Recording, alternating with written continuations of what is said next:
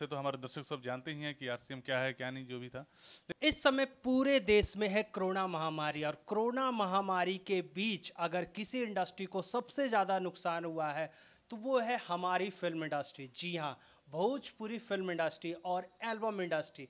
इस समय film industry और एल्बम इंडस्ट्री में लगभग काम सुना सुना है, और कहीं भी काम ना के बराबर ही हो रहा है। ऐसे में आज हमारे साथ कैमरे पर एक बार फिर से दिल्ली छोड़कर पटना में पकड़े हैं राजमंगल जी को। जी हाँ, वही राजमंगल जो कि आजकल विवादों में घिरे हुए हैं आरसीएम को लेकर। जी हाँ, आरसीएम म्यूजिक जो राजमंगल उसमें मैनेजर थे, लेकिन इस समय राजमंगल विवादों में घिर चुके हैं। आइए जानते हैं आखिरकार वो दिल्ली छोड़ के पटना में क्या कर रहे हैं। तो सबसे पहले राजमंगल जी का स्वागत करते हैं। नमस्कार, भोजपुरी गॉसिप पे देखने वाले सारे सब्सक्राइबर को, दर्शकों को राजमंगल का दिल से प्रणाम। राजमंगल जी, आप पटना में क्या कर रहे हैं, पहला नंबर? एक्चुअली मैं बताऊं, जैसा कि आपने बताया कि कोरोना महामारी है और इस दौरान जितने भी हमारे भोजपुरी के सिंगर थे, कलाकार लोग थे, जाहिर सी बात है कुछ ना कुछ काम वो लोग दिल्ली में भी करते थे, वहाँ पर रहते थे और अपने शौक को भी पूरा करते थे, अपने कलाकारी को जिंदा रखते थे। लेकिन लॉकडाउन की वजह से सारे लोग पलायन कर रहे हैं अपने अपने गाँव की तरफ और अपने घरों की तरफ। तो इस लॉकडाउन में, और जैसे कि आप जान रहे हैं कि बाढ़ का भी प्रकोप ज़्यादा है बिहार में, तो कुछ अपने लिए कुछ नहीं कर पा रहे। तो यही सोच के मैंने भी सोचा कि अगर कितना अच्छा होगा कि अगर इन लोगों के बीच में मैं खुद चला जाऊं और इन लोगों की सेवा करूं। नहीं नहीं नहीं, ये बात तो सही है कि कोरोना महामारी ये तो आ गए, लेकिन कहीं ना कहीं गढ़ आपका दिल्ली था, दिल्ली से पटना के ऊपर आना ये कहीं ना कहीं मिसमैचिंग उदाहरण लग रहा है। देखिए, मुझे जहाँ तक लोगों का प्यार मिला है वो इस वजह से मिला कि मैनेजमेंट की वजह से। तो मेरा काम है मैनेजमेंट देखना भोजपुरी इंडस्ट्री में, फिल्म जगत में, और जिस कंपनी का मैं मैनेजमेंट देखता था, तो इस मैनेजमेंट को वही घूम फिर के सवाल आ रहा है कि मैनेजमेंट को संभालने के लिए ही मैं एक तरह से पटना में आके बैठा हूँ। तो चलिए मैं आपको डायरेक्टली पूछ लेता हूँ, आरसीएम आरसीएम क्यों किट किया? कुछ वजह थी, और जैसा कि आपको मालूम है कि उस वजह को मैं डिक्लेयर नहीं करना चाहूँगा। वैसे तो हमारे दर्शक सब जानते ही हैं कि आरसीएम क्या है क्या नहीं जो भी था, लेकिन कुछ प्रॉब्लम मेरे साथ थी और काफ़ी ज़्यादा प्रॉब्लम थी, जिसकी वजह से मुझे आरसीएम को रिजाइन देना पड़ा। कहीं ना कहीं आप आरसीएम के एक कहते ना बैकबोन सपोर्टर थे, एक मतलब फुल ऑन, और कहीं ना कहीं आरसीएम को क्यूट करना ये जस्टिफाइड आंसर नहीं लग रहा है ये दर्शकों को।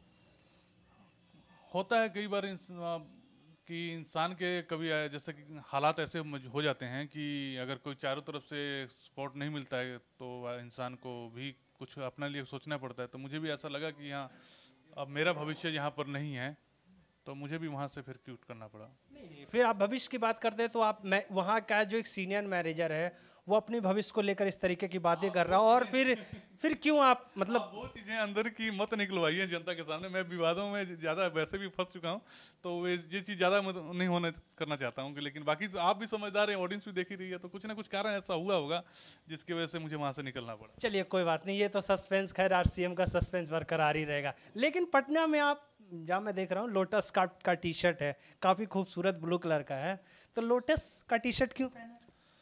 एक्चुअली आरसीएम को छोड़ने के बाद मैं जॉब की तलाश में था कि कोई अच्छी जॉब मिले, या फिर मैं खुद ही सोच रहा था कि अपना एक कंपनी स्टार्ट करूं। तो लेकिन मुझे लगा कि अभी सही समय नहीं है, और तो मुझे ऑफ़र मिला और लोटस की तरफ से, और मुझे वहाँ पर बड़े प्यार से स्वीकार भी किया गया। और वहाँ का मैंने माहौल देखा तो मुझे लगा कि मैं यहाँ पर रह के कुछ अच्छा सिंगरों के लिए कर पाऊँगा, जो चीज़ें मैं वहाँ पर आरसीएम में नहीं कर पा रहा था, बहुत सारी पाबंदियों के बीच में था। तो मुझे लगा कि यहाँ से फ्रीडम है और यहाँ से कुछ कर पाऊंगा मैं। तो कहीं ना कहीं आरसीएम में कुछ पाबंदियां थी, इसीलिए लोटस को फिर से ज्वाइन किया। पाबंदियाँ तो देखिए कहीं भी हर जगह पर होती है, एक रूल रेगुलेशन होता है कंपनी के, जिसके अंदर दायरे में आदमी को बंधा रहना पड़ता है, और वहाँ पर भी दायरे में बंधा हुआ था। लेकिन यहाँ पर ऐसा कुछ नहीं, इंडिपेंडेंस हूँ मैं लोटस में, और मुझे पूरा खुल के अधिकार है यहाँ पर कि सिंगरों के लिए कुछ करना है। ठीक है, सिंगर का भी भला हो, कंपनी का भी भला हो, और मैं भी सेवक की तरह सेवा करता रहूँ। लोटस म्यूजिक ही आखिर क्यों आपने चुना? मतलब आप और भी कंपनियां ज्वाइन कर सकते थे, लोटस को ही आपने क्यों चुना? कि बहुत सारी कंपनियों में मेरी बातचीत हुई थी, और बहुत सारी कंपनियों से मुझे ऑफर भी आ रहे थे कि हाँ आप ज्वाइन कर लीजिए, कोई दिक्कत नहीं है। लेकिन कहीं ना कहीं मैं सेटिस्फाइड नहीं था कि जो चीज़ें मैं आरसीएम में कर रहा था वही चीज़ें वहाँ पर भी देखने को मिल रही थी। तो मैं आखिर सिंगरों जितने भी कलाकार लोग हैं, नए सिंगर हैं और नए सिंगरों के लिए मुझे जाना जाता है, तो कहीं ना कहीं मुझे खल रहा था कि इनके लिए मैं कुछ ज़्यादा बेहतर नहीं कर पाऊंगा और मुझे फ्रीडम भी नहीं मिल पा रहा था। लेकिन यहाँ पर मुझे फ्रीडम मिला और मुझे लगा कि यहाँ पर बैठ के, अभी कंपनी छोटी है, मेहनत मुझे करना है, मैं जानता हूँ, ठीक है, लेकिन यहाँ पर बैठ के मैं ज़रूर कुछ ना कुछ सिंगरों के लिए कर पाऊंगा। जैसे मैं देख रहा हूँ कि बगल में स्टूडियो लैब भी खुला है, स्टूडियो भी खुला है, तो नए सिंगरों के लिए कितना benefit as a Rajmangal, lotus music की बात तो करेंगे ही, लेकिन एज ए राजमंगल जो नए सिंगर आना चाहते हैं उनके लिए क्या कहते हैं? एक राजमंगल एक खुद ही एक ब्रांड है, मतलब इंडस्ट्री के लिए, बहुत एल्बम इंडस्ट्री के लिए, वो क्या कहना चाहेंगे? ये देखिए, मैं शुरू से ही नए सिंगरों को सपोर्ट में रहा हूँ। कभी मैंने बड़े सिंगर पर लालच नहीं किया, ध्यान नहीं दिया कि अगर कंपनी खड़ी करनी है तो उनको गवाया जाए, या खेसारी जी को या पवन जी का ऑडियो वीडियो लिया जाए तो कंपनी चलेगी। कभी मेरा इस तरफ ध्यान नहीं दिया। मैंने यही सोचा कि जिस तरह से मैं स्ट्रगल करके आगे बढ़ा हूँ, किसी और को उतना ना करना पड़े जो मुझसे जुड़े आके। तो नए सिंगरों पर ज़्यादा फोकस किया है, तो अब कहीं ना कहीं मैं उनसे बिछड़ रहा था या वो मुझसे बिछड़ रहे थे वहाँ से जॉब छोड़ने के बाद।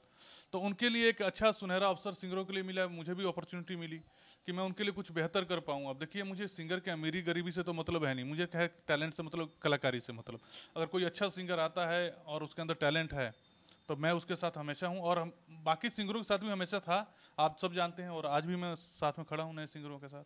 नए सिंगर में जो जैसे कहते हैं पटना में कुछ, वैसे तो कई सारी कंपनियां हैं ऑलरेडी है, तो पटना में स्टेब्लिश होने का कहीं ना कहीं पूरा श्रेय आपको ही मतलब ये मतलब जिम्मा दिया गया है। जी जी जी, एक्चुअली बात ये थी कि दिल्ली में भी बहुत सारी कंपनियां हैं और पटना में भी है, लेकिन मेरा डिसीजन यही था कि जैसे कि माहौल आजकल का काफ़ी ख़राब चल रहा है, हर कोई आर्थिक परिस्थिति से गुजर रहा है, तो इस बीच में कहीं ना कहीं उन नए कलाकारों की कलाकारी दब जाएगी। घर से बाहर नहीं निकल पा रहे हैं, कुछ नहीं, कम से कम उनके बीच में रह के उनको थोड़ा बहुत तो सपोर्ट कर सकता हूँ। अगर दिल्ली नहीं आ सकते हैं वो लोग या फिर कहीं और नहीं जा सकते, मैं उनके बीच में जाके बैठूंगा, वहाँ से ही उनके लिए कुछ कर पाऊँ। कहीं ना कहीं जो गांव के सिंगर हैं वो दिल्ली नहीं आ पाते, तो कहीं ना कहीं उसके लिए लोटस ने एक सुनहरा मौका अवसर खोला है यहाँ पे। पटना में। तो एक एक बात बताइए, फिर यदि आरसीएम की बात करते हैं, कहीं ना कहीं आरसीएम का टॉपिक आ ही जाता है, इसलिए क्योंकि कहीं ना कहीं आप आरसीएम से ज़्यादा जाने जाते थे, तो कहीं ना कहीं होता है कि लोटस में आप फिर से ज्वाइन करना, और जो बैक सिंगर हैं आपको पूछते हैं कि भैया आपने क्यों ज्वाइन किया, ये तो कहीं क्वेश्चन आउट होता है ना मार्केट में, और सस्पेंस एक रहता है कि कहीं ना कहीं राजमंगल जी हमको आरसीएम में गाना गवाएंगे या फिर लोटस में, तो ये जो सस्पेंस मार्केट में चल रहा है, तो ये खुल के आप बताइए कि आप कहाँ पे और एग्जैक्टली क्या कर रहे हैं? जी देखिए, ज़्यादा श्रेय तो देखिए मार्केट में लोग नए सिंगरों के लिए मुझे जानते थे और उनके लिए कुछ करता था। आज भी मेरे पास बहुत सारे कॉल इतने आते हैं कि भैया आपने लोटस आरसीएम क्यों छोड़ दिया, लोटस को क्यों ज्वाइन किया। तो कहीं ना कहीं मैं ये बात को टाल देता हूँ कि ये कुछ पर्सनल प्रॉब्लम थी या कुछ था जिसकी वजह से मैंने छोड़ा है। और आज भी मुझे बहुत सारे सिंगर कहते हैं कि भैया आप जहाँ रहेंगे हम आपके साथ रहेंगे। वो उनके नज़र में ये नहीं है कि चैनल कंपनी बड़ी है या चैनल का सब्सक्राइबर बड़ा है, वो लोग ये नहीं देख रहे हैं, वो मुझे प्यार करें देख रहे हैं कि भैया जहाँ मेहनत करें, क्योंकि मुझे भी जहाँ भी जाऊँगा तो मेहनत मुझे करना ही है। तो यहाँ पर लोटस में भी मेहनत करूँगा। आज मान के चलिए कि वक्त बुरा है, सबका बुरा है, आने वाले 6 महीने साल भर के अंदर ये भी हो सकता है भगवान की दया से आरसीएम के बराबर कंपनी खड़ी हो जाए, ठीक है। तो देखिए, एक आदमी जब बन जाता है तो लोग जुड़ते हैं, उसकी बात अलग होती है, और जो शुरू से साथ में चलते हैं तो उनके लिए आदमी भी सोचता है कि हाँ ये मेरे साथ शुरू से बंदा जुड़ा था। जैसे कि कुछ लोग हैं जो मुझे कहते हैं कि भैया आप जहाँ रहेंगे वहीं पर काम करूँगा, तो मेरा भी फर्ज बनता है उनके ऊपर ध्यान देना कि ये बंदा जब दुख में मेरे साथ था तो सुख में क्यों नहीं रहेगा। लोटस म्यूजिक की बात करते हैं, लोटस म्यूजिक में नए सिंगरों के लिए क्या ऑफर है, मतलब किस तरीके का सपोर्ट आरसीएम और राजमंगल दोनों मिलके दे रहे हैं? सिंगरों के लिए ऑफर यही है कि जहाँ पर आइए, अपना जो भी रीजनल प्राइस पर होगा, मार्केट का रेट तो वही है जो आरसीएम में था, रेट तो वहीं पर भी है, लेकिन उनके बीच में मुझे सिंगर छांटनी है। मेरा सोच यही है कि अगर आरसीएम में रहते हुए मेरे सामने अगर 4 5 6 सिंगर जो खड़े हुए हैं, स्टार बने हैं, तो जहाँ पर मैं जाऊँ वहाँ से भी 4 5 सिंगर खड़ा करूँ, तभी तो मेरे नाम का भी वजूद रहेगा। तो इस पर मैं काम कर रहा हूँ और मैं सर्च में हूँ कि मुझे कुछ ऐसे कलाकार मिलें, ठीक है, जिनके शुरुआत में मैं जिनके ऊपर मैं मेहनत करूँ और मेरे मेहनत सार्थक हो जाए।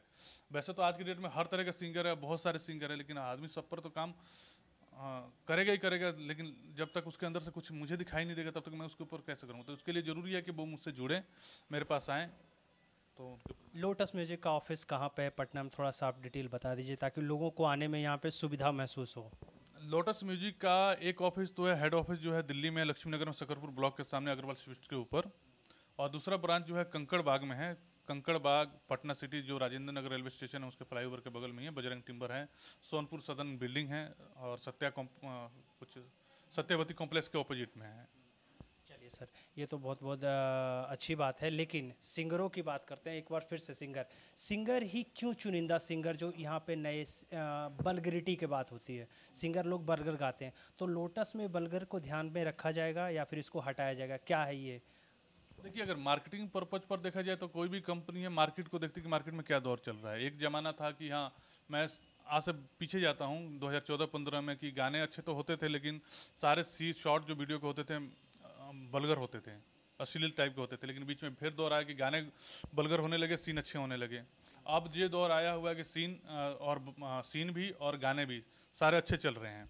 ठीक है, तो वक्त के हिसाब से जैसा चलेगा उस हिसाब से चला जाएगा।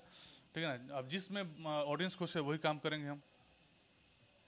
बहुत बहुत अच्छा गाना बनाते हैं, ऑडियंस को पसंद नहीं आ रहा, कोई गंदा गाना गा रहा है, वो ऑडियंस को पसंद, तो जिसमें ऑडियंस की खुशी है हम ऑडियंस के हिसाब से ही काम करेंगे। बहुत बहुत धन्यवाद। शुक्रिया नीजू जी, और गॉसिप चैनल को मेरा दिल से धन्यवाद। और मैं चाहूँगा कि आप पटना में आए हूँ तो एक बार जुड़िए, और फिर से मैं मेहनत कर रहा हूँ, और मेरी मेहनत में अगर आप लोग सहयोगी बनेंगे तो बहुत अच्छी बात है। मैं तो हमेशा हर तरह से, हर रूप से ऑडियंस के साथ, सिंगर के साथ खड़ा ही हूँ, और बस इतना ही कहना चाहूँगा।